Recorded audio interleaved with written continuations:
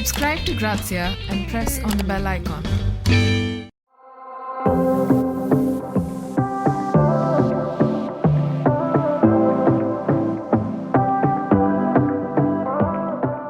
You're in London at the moment?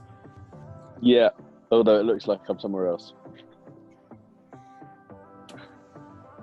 Now things are opening up, right? Yeah, I mean, we've got the Delta variant, so we're going up with that. But I mean, COVID. Do you know what I mean? How many times have we spoken about COVID?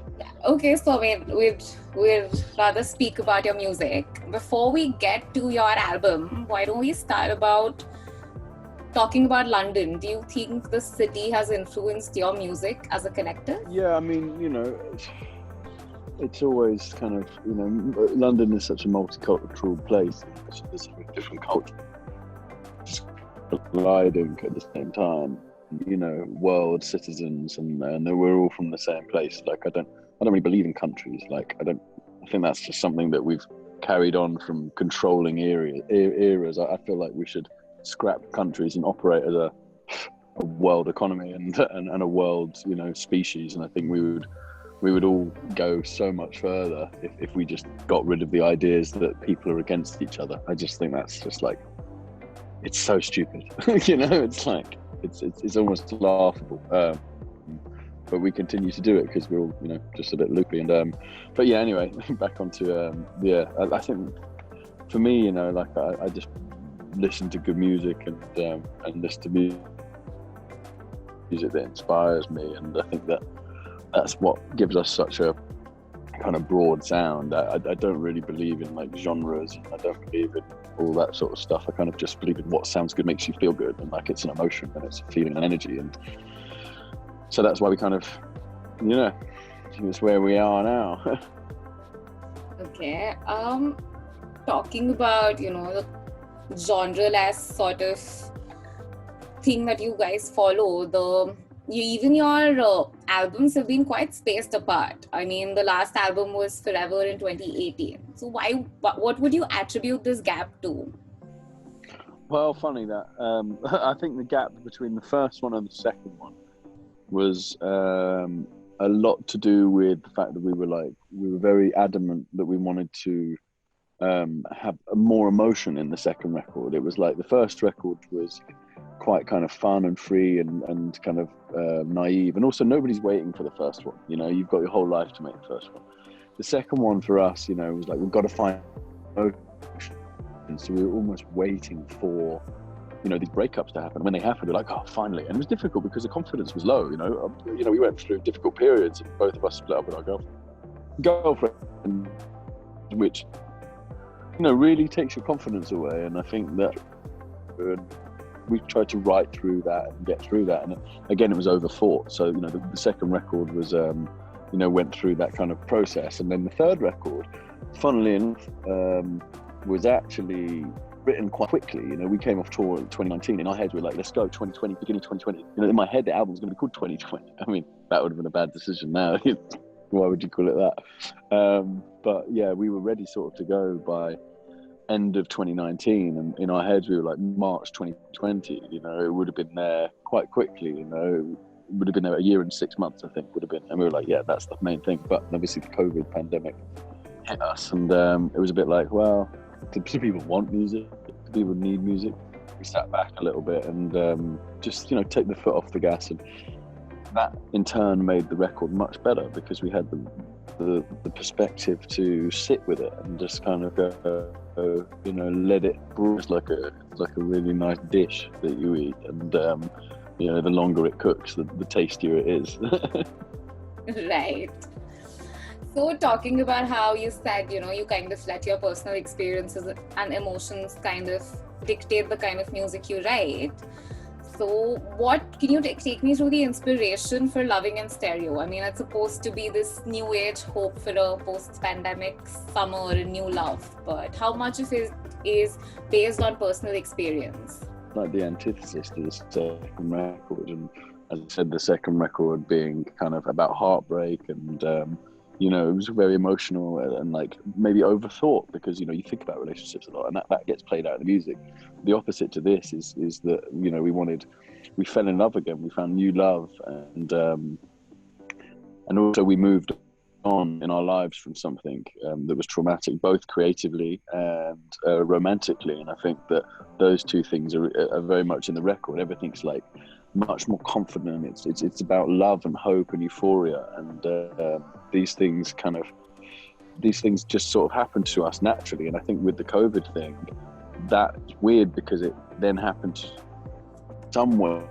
Everyone went through something together, and for us to put this out now, it's almost like the world, our personal experience are kind of weirdly reflected in a world situation. So the context feels more relevant now, which you can't really buy context for records, because like they're very personal. But when everybody goes to the same thing, and then our record seems to be about hope and euphoria and moving forward, through hard times, like being positive about stuff, and doing that in music that is celebratory and positive, where everybody's trying to make kind of cool music. Like ours is very like, it's energetic, it's full of life, and I think that the timing of that is like, it just is what it is, and it's great.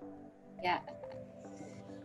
Okay, so another thing that's quite synonymous with Jungle is your collaborations, and time you actually extended invitations to musicians to join you at your recording sessions. Could you tell me how that has translated to the entire album and the sort of tracks that have come out?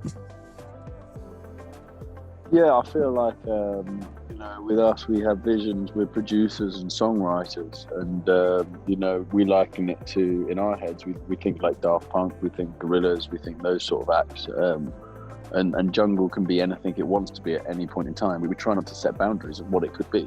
I think that it's just what we like and what makes us feel something, and if that's a load of classical music or that's a rock song, it doesn't matter. I would rather be free and create something that makes me feel something than be in a box where I couldn't do anything I wanted to do expressively or emotionally. And working with collaborations, we've been collaborating with people since Jungle started in 2013.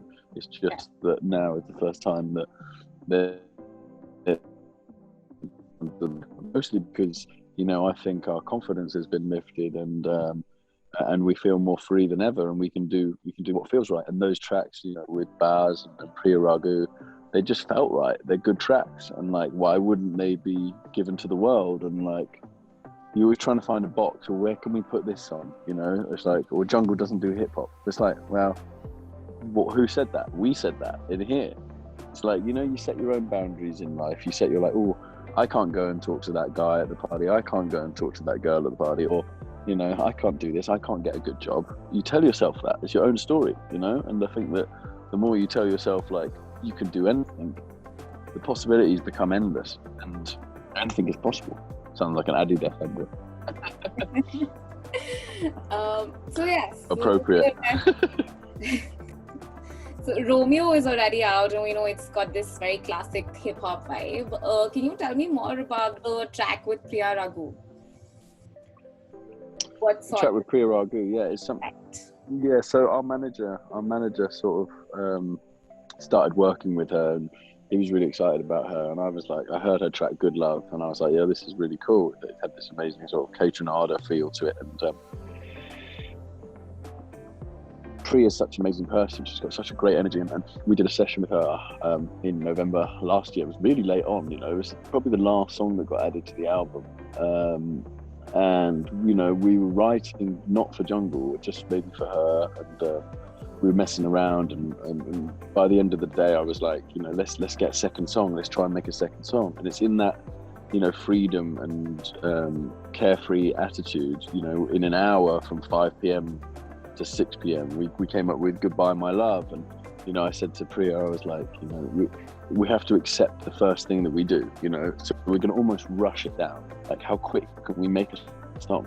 And when you do that, much like Casio, it's like the first idea, here comes the drums, here comes the bass, here comes the thing, here comes the, and you can't go, I'm not sure about that. You have to be accepting of it. And the more you create that positive feedback cycle, everything you do on top of it gets better and better, because you're positively affirming it. As soon as you make something, you go, yeah, there's like doubt, or I'm not sure about that bass line.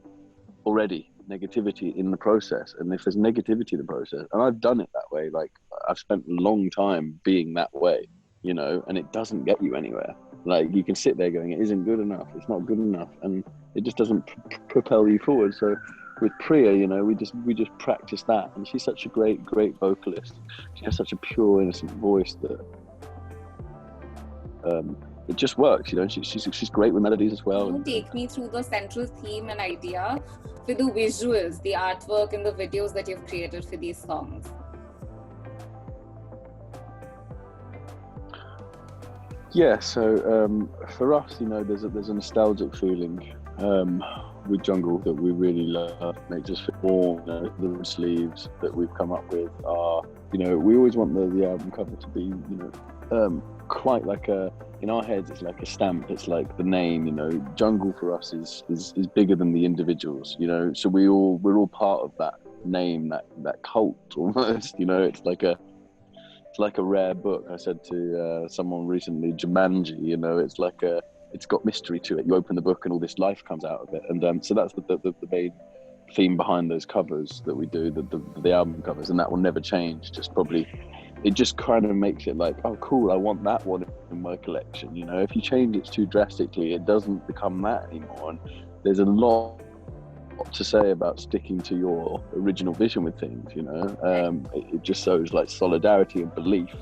And then with the single covers, the single covers for me was like, I was really into like graphics, black and white graphics, and I've seen a lot of people like Chris Ashworth and another designer called Roy Cranston. I'm really into like design, and they were doing a lot of cool posters and stuff and presented on Instagram with like, here's a bit of design, but it was almost like they'd found it, they'd found an old record cover and been like, the design on this is cool, and then taken a picture of it on a white background. So that kind of inspired us to kind of like almost recreate like amazing classic Bauhaus sort of design things with the single covers, which was really exciting. And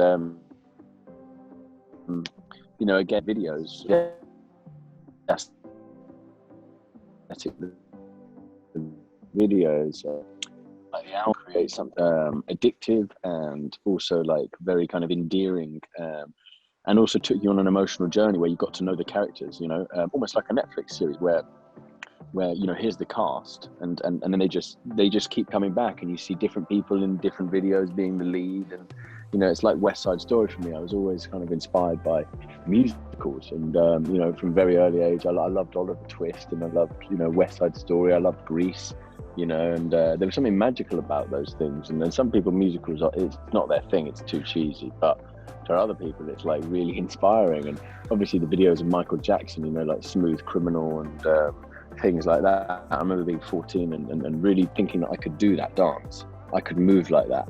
And for us, that inspiration, like, it's about taking the ego out of it. Like, I could be in videos, we've been in one or two of the videos, and like it's not as pleasing as making something that's really good. We're directors, producers, and creatives, almost in the same way as like gorillas are. It's more about the art than it is about the persona or the people. So we work with amazing dancers, and we managed to shoot 14 videos in a week, and we basically had this cast, and we put this time pressure on it, which was like, can we do it in 5 days? Obviously that has a lot to do with production budget.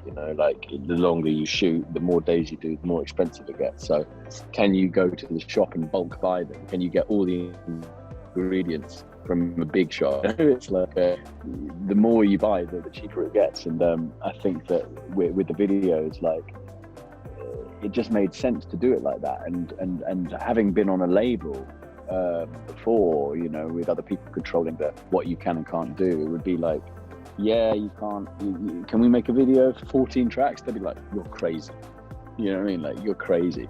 But we were adamant that like every track needed that visual representation, that real world placement of it, and it brings each song alive, and you never know which song is going to be the song that people connect with An example of that, Casio on the last record has done 65, 70 million views now, and it just keeps growing because it's this perfect marriage of song and video, and it's so addictive to watch. I remember when we first made it, I watched it 50 times by myself. This is amazing, you know, done it. It's like the pinnacle. And I think it was just continuing that story. You know, you leave Mete and Will West from Casio, and we wanted to kind of go and tell Mete's story. You know, she leaves Will, they break up, it doesn't quite work out for them, and we now go and follow Mete in this kind of illusion of her own journey, and the videos across the album kind of document, like, it's almost like Shutter Island. I think that's a big inspiration. The idea that, like, it's all in your head, you know, the visual, like who you can be or what life you're living is actually just a projection, and you may actually just be trapped. And I think there was also like a reference to like them all being trapped in something. You know, we shot it in a prison.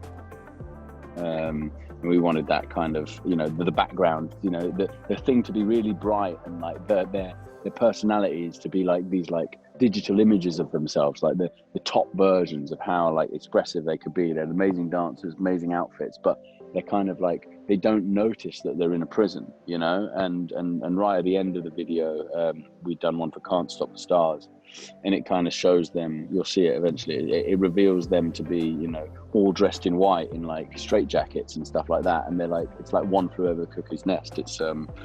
It's kind of like, you're still here, you're still trapped, you know. And that was, you were just imagining it. And Shutter Island's a big influence on that, but with dancing, which makes it a bit more fun. That sounds very interesting. Can't wait for the entire album to drop. I did want to speak about the live stream that's planned for the album launch. I mean, your pre-pandemic live performances are known for being very typically energetic. So how do you translate that to a digital space? Does that kind of stifle your creativity a little bit, or have you found new ways to kind of translate that? We've got a live stream planned for the album launch, yes. We also have dates coming up. The live stream is like, it's difficult because there's no audience there, so there's no back and forth of energy. So essentially, yes, it probably does lack energy, like real gig energy, that real like the adrenaline that you get at a live concert. But that's what it is. It's a live space, and I think that, you know, I think that can be applied to everything digitally. You know, I believe digital stuff is not. It's not as good as analog or real stuff, you know. I think that's why the music sounds the way it does, because we tend to go for things that are real and analog, because there's an actual electricity, an actual movement rather than ones and zeros, you know. Everything, it's like an analog photograph is a million times better. It has so much depth and more beauty than a digital photograph. It's just like, digital is a bit too perfect, you know. And I much prefer analog. That's why all the music past, you know, when the 80s came around, it's like, oh, I'm much more 60s, 70s, 50s. It just sounds better. Correct. No, of course, that's true. But I mean, I'm sure you're going to have live shows on the horizon. Other things are hopefully getting better. But I did want to ask, I mean, we have all been trapped inside. And despite the fact that, you know, the theme is new joy and summer love, has there been a change in your sound because of the last year, or your creative process? Is there a different approach? I mean, yeah, I think so. Yeah, I think it's natural that over, you know, time, it's progressed, you know. And I think that this whole record, there was a spiritual, even through coronavirus, you know, and I suffered with long COVID for a while, and that sort of led me to a path of spiritual kind of rebirth and mental and physical rebirth, where I became a lot more aware of like myself within space and time.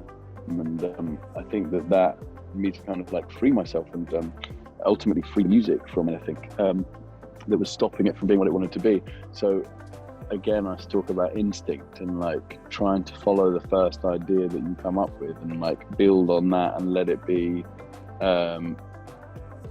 let it be exciting and let it flow off the top of it rather than overthinking it and questioning it. You have to follow your gut instinct. And a lot of these songs are the first ideas we came up with. They weren't reworked a million times. Yes, I mean, Keep Moving probably is the most developed song on the record in terms of like it went through the most transformations. I Missed Up Dinner. It was one of those ones where like if you think it's the big one or something that's got a big hook to it, you have to see every possibility to make sure, because there's a version of it which is the first version which didn't quite do it. You keep searching for it and you have to develop it, and there's something big in there. And then but yeah, following your first instinct is definitely the best way. Correct. Okay, so that's great. We have a 5-minute warning, so I'm just gonna wrap it up with my last question. I mean, since the beginning of your first self-titled album, you've kind of been known by just J and T rather than, having personal brands of celebrity. And even like you said, you're not really even that happy. Sorry, you have to start the question again. Start again. Yeah. So I was saying, since the beginning, like since your first album, you've been more focused on the music you put out rather than your personal brands of celebrity. It's been more about the art. Now, in a world where this personal brand of celebrity is so popular, what made you decide to focus only on the music you put out? Well, we have this rule which is to zag, and for us that's the opposite of zig. So like we like to do the opposite. We're Aquarians, and we don't.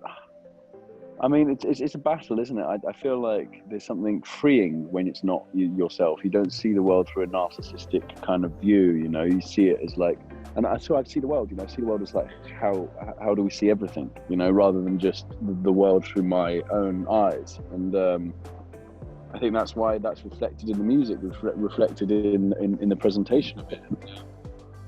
I like that. I like believing in something that's bigger than me, rather than like, it's all about me. That makes me feel awkward. Like, and I'm not going to do something that makes me feel awkward. Like people love that stuff, but not everybody loves that. Like there's a few people who just like love it up and they just be these people, and like, there is elements of our personalities that have that. It's about a balance, and like the personalities which are like reserved and shy and I don't really want like loads of attention, because ultimately it's like it's fake, it's not real, it's like it's not grounded, it's there's something not spiritual about it, right.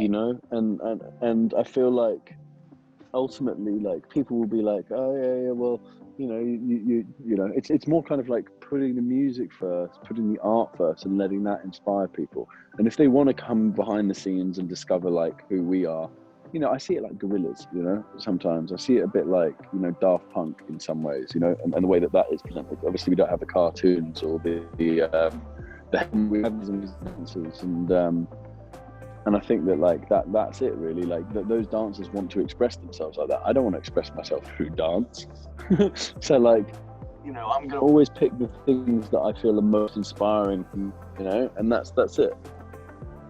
Okay, yeah, that's fantastic. Thank you so much for your time. I'm sure the track so far has been great. Looking forward to the rest of the album. Good luck. Thank you so much. Have a lovely day. All the best. Thank you.